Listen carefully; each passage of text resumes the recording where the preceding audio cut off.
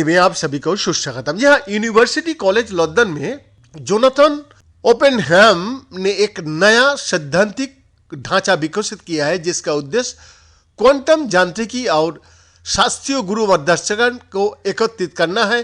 Quantum गुरु मध्याकर्षण के सिद्धांत की आवश्यकता का बिना ओपेनहैम का दृष्टिकोण गुरु मध्याकर्षण को शास्त्रीय बने रहने की अनुमति देता है, जबकि इसे स्टोक्स्टिक यानी कि यादृच्छिक तंत्र द्वारा क्वांटम दुनिया से जोड़ता है।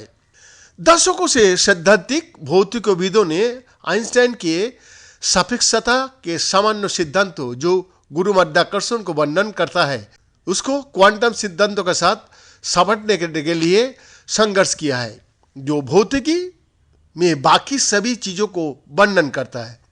एक मूलभूत समस्या यह है कि क्वांटम सिद्धांत मानता है कि अंतरिक्ष समय निश्चित है, जबकि सामान्य सापेक्षता कहती है कि विशाल वस्तुओं की उपस्थिति के जवाब में अंतरिक्ष समय गतिशील रूप से बदलता है।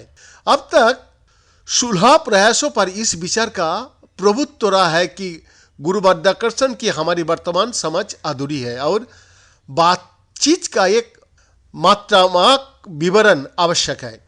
इस तर्क ने कई प्रकार की जांच को जन्म दिया है, जिसमें स्ट्रिंग सिद्धांत और लूप क्वांटम गुरुत्व का विकास भी शामिल है। हालांकि इन विचारों का परीक्षण करने का प्रयोग बेहद चुनौतीपूर्ण है और क्वांटम गुरुत्व का सिद्धांत मायावी बना हुआ है।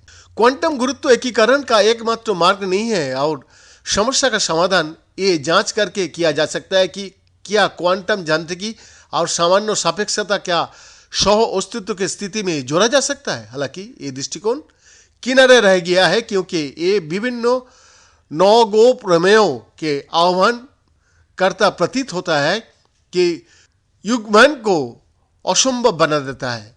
दरअसल कई युग्मन योजनाएं हाइजेनबर्ग के अनिश्चितता सिद्धांत का उल्लंघन करेगी, जो क्वांटम सिद्धांतों का एक केंद्रित और केंद्रीय सिद्धांत है। पिछली युग्मन योजनाओं द्वारा साझा की गई एक प्रमुख धारणा यह है कि क्वांटम और गुरु मध्याकर्षण दुनिया का बीच संबंध प्रतिवर्ती है।